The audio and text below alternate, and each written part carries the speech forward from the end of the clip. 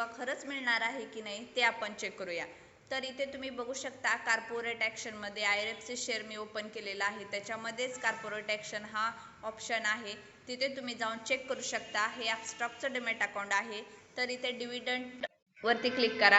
Announcement date आहे 21 मे 2024 आणि x dividend date आहे 22 ऑगस्ट 24।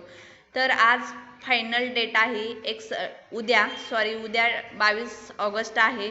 तर उद्या एक्स डिव्हिडंड डेट आहे। तर 0.70 ही पर शेअरच्या पाठीमागची अमाऊंट तुम्हाला मिळणार आहे 0.70। तर डिव्हिडंड मिळणार आहे IRFC शेअरचा।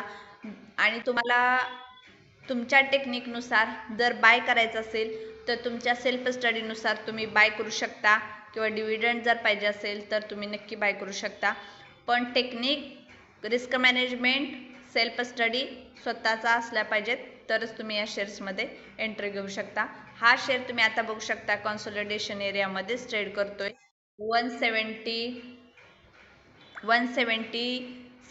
ते 180 पर्यंत असं कन्सोलिडेशन एरियामध्ये तो ट्रेड करतोय। तर प्रत्येकाच्या रिस्क मॅनेजमेंटनुसार, सेल्फ स्टडीनुसार तुम्ही याच्यामध्ये एंट्री घ्यायचा की नाही तो तुमचा डिसिजन आहे।